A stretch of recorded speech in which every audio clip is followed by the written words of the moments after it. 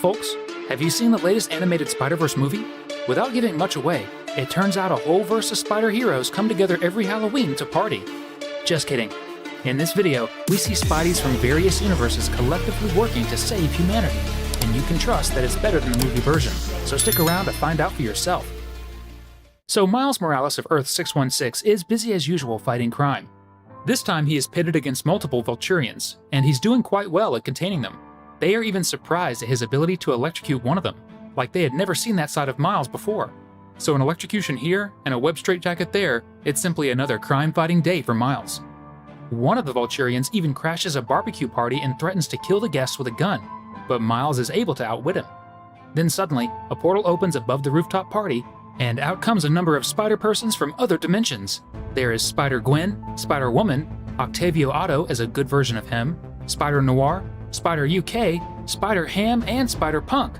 Apparently there's an emergency, and they need Miles. It turns out the Inheritors are at risk of breaking out from prison. We switch to San Francisco, where Count Nefaria is in battle with Superior Octopus. Is it us? Or doesn't this Count fellow look like Doctor Strange?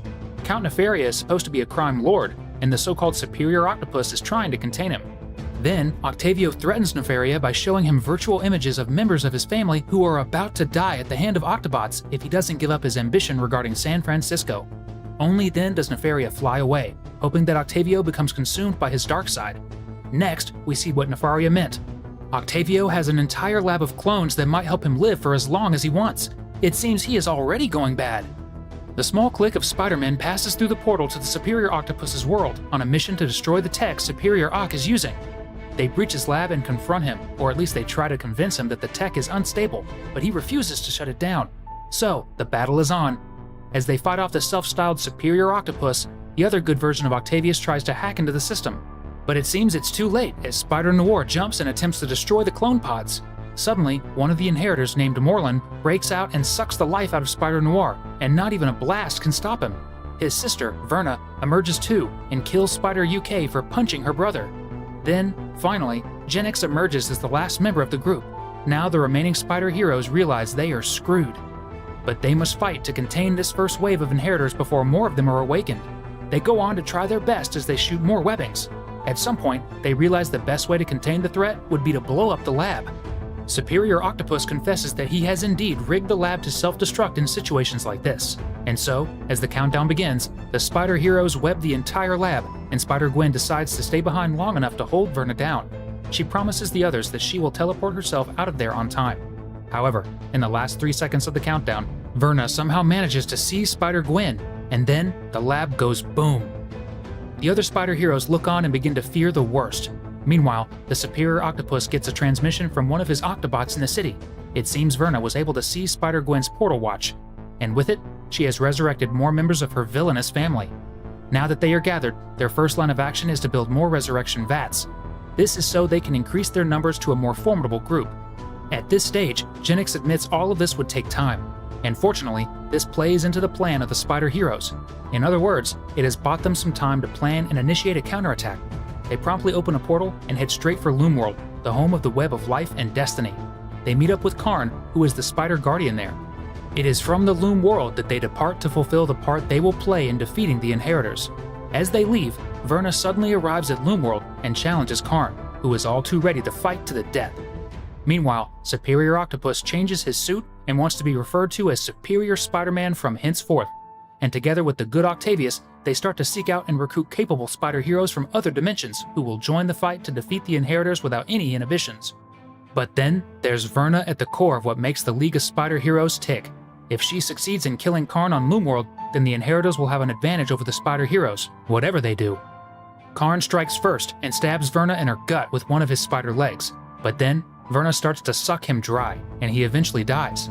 Also, it turns out Spider-Gwen didn't die in the blast but was transported to Earth 3109 without her portal watch. In short, she is stranded in a dimension she knows nothing about. Miles Morales tries to recruit Spider India, and together they head back to their base of operations, where they meet the other group of spider heroes who want to fight the Inheritors the right way. On the flip side, Superior Spider-Man is in the middle of assembling his group too. He has just managed to recruit Leopardon and its spider pilot named Takaya to the group. Presently, they are all aboard the giant robot, trying to strategize their best way forward.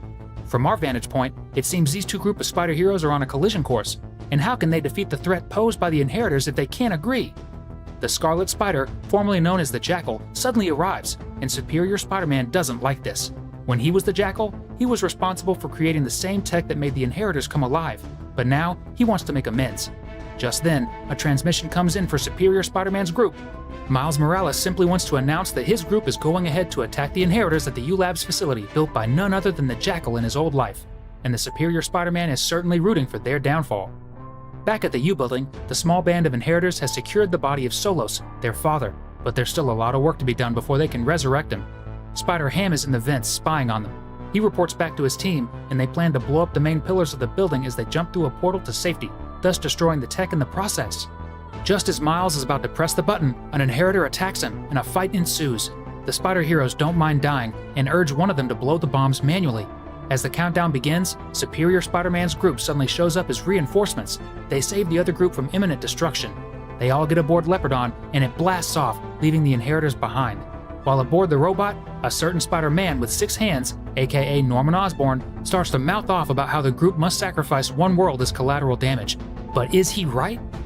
Elsewhere, Spider-Woman enters a portal and is surprised that she possesses a Soul Stone. Just then, Morlun seizes her and the stone.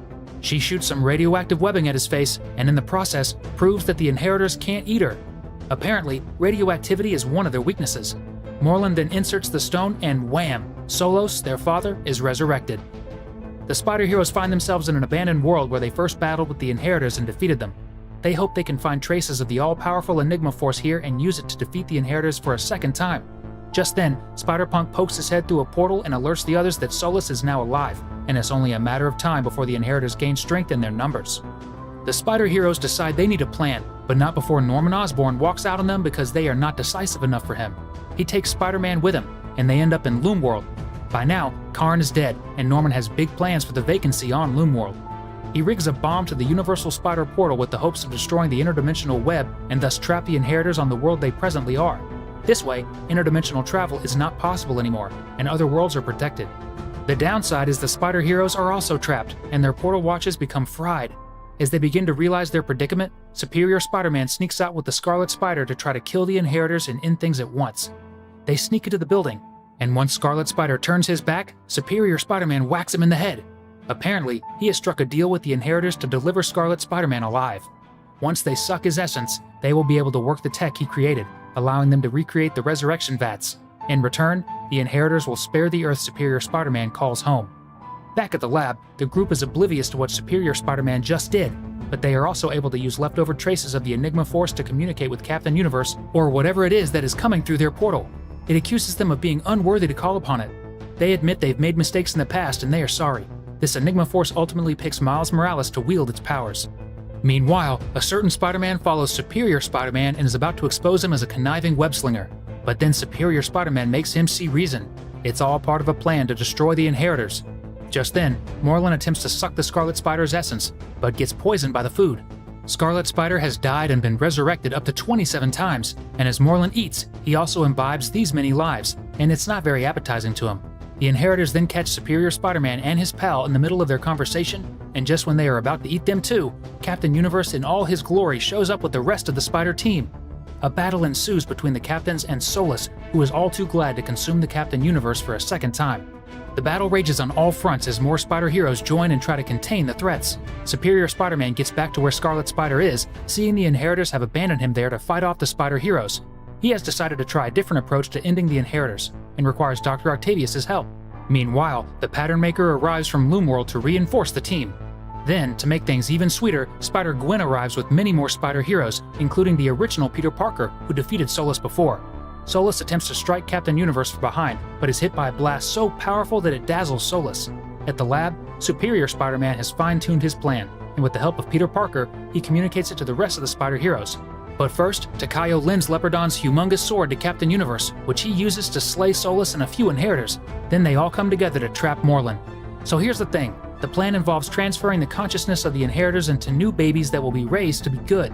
At first glance, the plan makes a lot of sense, but then there's the issue of who would raise the babies. May Parker, who is a grandma version of Spider-Man, steps forward to take up the challenge. The Enigma Force is lifted from Miles and returns to its source. everyone says their goodbyes to everyone else. And after everything that has just transpired, we are left with Norman Osborn smiling to himself at an undisclosed location as he holds a liquid bomb in his hands. This is definitely one for the archives, where we see Miles Morales stepping up as a leader. We also see a version of Spider-Man that is also an ambitious version of Dr. Octavius. How crazy is that? Ultimately, the League of Spider-Heroes comes together to defeat the Inheritors, if turning them into babies can be categorized as defeat. Even more so, a version of Norman Osborn, aka Hobgoblin, is also a conniving version of Spider-Man, and it begs the question, who can anyone really trust?